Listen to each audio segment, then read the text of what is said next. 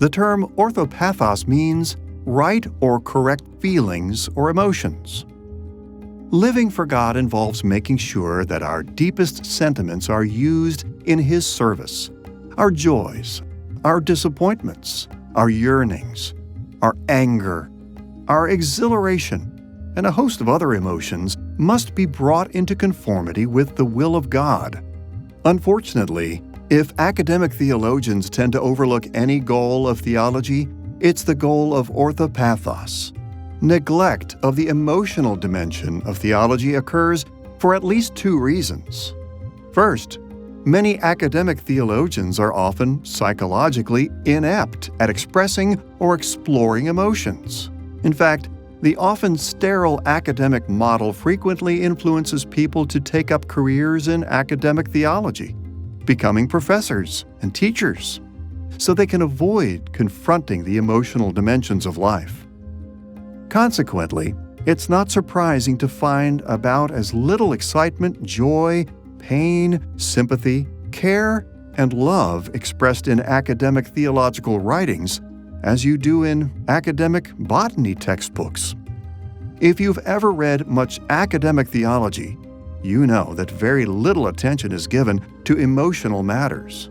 Sadly, this occurs most often because professional theologians themselves do not value emotions, or they simply haven't developed themselves emotionally. A second obstacle to orthopathos is that many evangelicals have fallen into the trap of believing that feelings are amoral or morally neutral. It's not appropriate, they say, to speak of some feelings being right and others wrong. They believe that the notion of orthopathos, right feelings, is entirely misguided. But it's interesting to note that as widespread as the amoral outlook on emotions may be, it is much more in line with certain modern psychological theories than it is with the Bible's perspectives.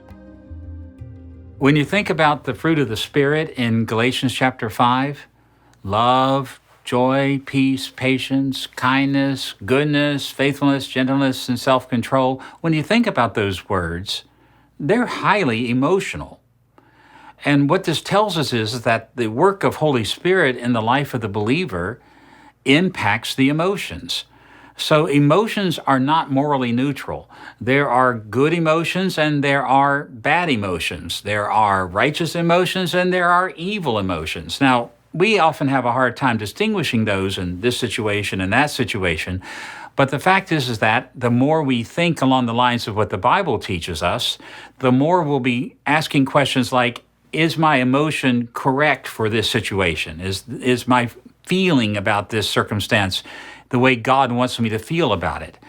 The fact that the fruit of the Spirit involves all kinds of emotional terms like kindness and gentleness and self-control and things like that, love, joy, peace, patience. I mean, what could be more emotional than those kinds of words?